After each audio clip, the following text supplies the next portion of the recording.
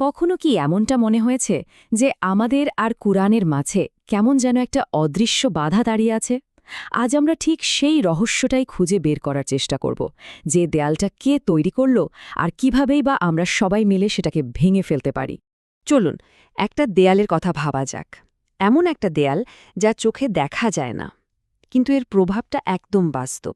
এটা আসলে জানেন ভুল ধারণার একটা দেয়াল, যা আমাদের কোরআনের আলো থেকে, এর আসল বার্তা থেকে অনেক দূরে সরিয়ে রেখেছে। আমাদের অনেকেরই কিন্তু এই দূরত্বটা অনুভব করি, কিন্তু হয়তো জানি না যে এর উৎসটা ঠিক কোথায়। আচ্ছা, একবার যদি আমরা সততার সাথে নিজেদের জিজ্ঞেস করি, আমরা কি আসলে এই দূরত্বটা অনুভব করি না? যখন কোরআন খুলে এর অর্থটা বুঝতে যায়, তখন কি একটা দ্বিধা কাজ করে না? একটা ভয় যে হয়তো ভুল বুঝে ফেলব। আসলে সত্যিটা কি? কি সেই জিনিস যা আমাদের এভাবে আটকে রেখেছে? এই যে দেয়ালটা, এর উৎসটা কিন্তু বেশ গভীরে। প্রজন্মের পর প্রজন্ম ধরে আমাদের মনে একটা ধারণা গেঁথে দেওয়া হয়েছে যে কোরআন সাধারণ মানুষের বোঝার জন্য অনেক বেশি কঠিন, অনেক জটিল। কিন্তু প্রশ্ন হলো, এই ধারণাটা এটা আসলো কোত্থেকে? এই সংখ্যাটা দেখুন, ১৫। আপাতদৃষ্টিতে খুবই সাধারণ একটা সংখ্যা, তাই না?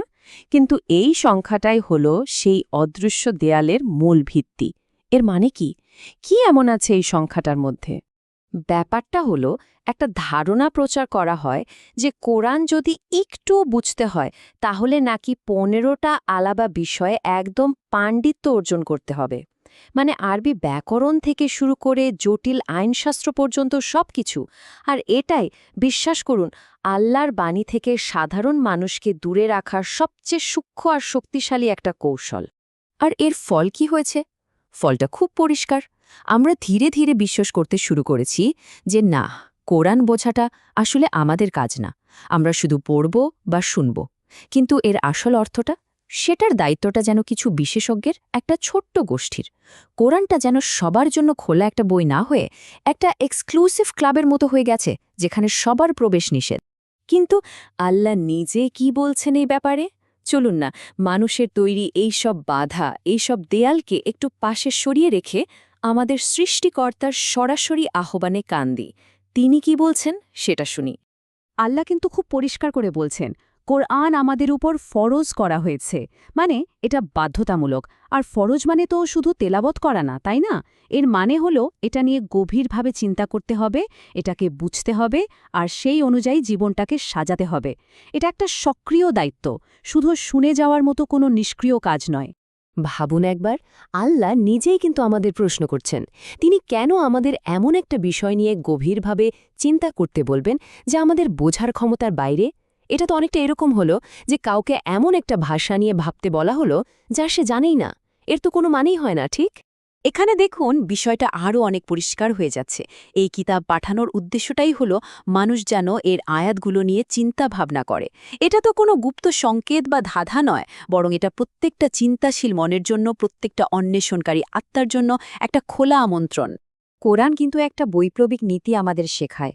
জ্ঞান আগে, তারপর ঈমান। আল্লাহ বলছেন তিনি প্রথমে জ্ঞানের আলো দেন, আর সেই মজবুত ভিত্তির ওপরেই আমাদের বিশ্বাসটা গড়ে ওঠে। মানে এটা কোনো অন্ধ আনুগত্যের ব্যাপার না, বরং এটা হলো একটা আলোকিত প্রত্যয়, জেনে বুঝে বিশ্বাস করা। আর এরপর আসছে চূড়ান্ত প্রমাণ। এমন একটা আয়াত যা সূরা আল কামারে একবার নয়, দুইবার নয়, চারবার পুনরাবৃত্তি করা হয়েছে। আল্লাহ যদি নিজেই এতবার জোর দিয়ে বলেন যে তিনি কোরআনকে সহজ করে দিয়েছেন, তাহলে আমরা কারা যে মানুষের তৈরি করা জটিলতার গল্পটা বিশ্বাস করব? তো এবার বিষয়টা একদম পরিষ্কার করে ফেলা যাক। দেখুন, একদিকে আছে মানুষের তৈরি করা সব কল্পকথা, সব ভয়, আর অন্যদিকে আছে স্বয়ং আল্লাহর একদম পরিষ্কার, দ্ব্যর্থহীন বাণী। পছন্দটা এখন পুরোটাই আমাদের। এই তুলনাটাই দেখুন, সব পরিষ্কার হয়ে যাবে। মানুষ যখন বলছে এটা বোঝা খুব কঠিন, আল্লাহ বলছেন আমি একে স্পষ্ট করেছি। যখন বলা হচ্ছে সাধারণ মানুষ এটা পারবে না, আল্লাহ বলছেন আমি একে সহজ করেছি। যখন মানুষ বলছে এটা বিশেষজ্ঞদের কাজ, আল্লাহ তখন বলছেন উপদেশ গ্রহণ করো। এখন সিদ্ধান্তটা আমাদেরই নিতে হবে, আমরা কার কথাটা শুনব।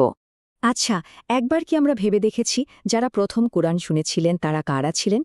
তারা তো কোনো বড় আলেম বা পণ্ডিত ছিলেন না, তারা ছিলেন আরবের সাধারণ মানুষ, অনেকেই তো লিখতে পড়তেও জানতেন না, তবুও এই বাণীটা সরাসরি তাদের হৃদয়কে নাড়া দিয়েছিল, তাদের জীবনকে আমূল বদলে দিয়েছিল আর একটা গোটা সভ্যতা নির্মাণ করেছিল। তার মানে তারা ঠিকই বুঝেছিলেন। কোরআন তো কোনো তালাবদ্ধ সিন্ধুকে রাখা প্রাচীন কোনো নিদর্শন নয়, তাই না? এটা তো আমাদের হাতেই আছে, আমাদের ঘরেই আছে।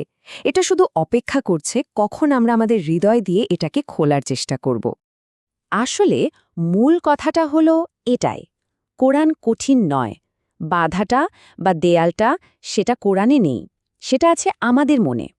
মানুষের তৈরি করা ভয় আর ভুল ধারণাই হলো সেই আসল দেয়ালটা। আর এই দেয়ালটা ভাঙার জন্য কিন্তু বিশাল কোনো পরিকল্পনার দরকার নেই, শুধুমাত্র শুরু করার ইচ্ছাটাই যথেষ্ট। শুধু একটা আয়াত দিয়ে শুরু করা যাক, বা এমনকি শুধু একটা শব্দ দিয়ে নিজের ভাষায় এর অর্থটা একটু খুঁজে বের করার চেষ্টা করলে দেখবেন কিভাবে একটু একটু করে পথটা খুলে যাচ্ছে। কোরআন বোঝার দিকে এই যে প্রথম পদক্ষেপটা, এটা অনেকটা দীর্ঘ রাতের পর ভোরের প্রথম সূর্যরশ্মির মতো। জ্ঞানের এই ছোট্ট একটা আলোই কিন্তু অজ্ঞতার যে কোনো অন্ধকারকে আর সন্দেহের যে কোনো ছায়াকে দূর করে দেওয়ার জন্য যথেষ্ট। আর তাই সবশেষে আমরা কিন্তু আবার সেই একই প্রশ্নের সামনে এসে দাঁড়াচ্ছি। একদিকে আছে ভয় আর জটিলতার দেয়াল, যেটা মানুষের তৈরি, আর অন্যদিকে আছে আল্লাহর খোলা আহ্বান, যা আমাদের ডাকছে স্পষ্টতা আর বোঝার দিকে। এখন প্রশ্ন হলো, আমরা কার ডাকে সাড়া দেব?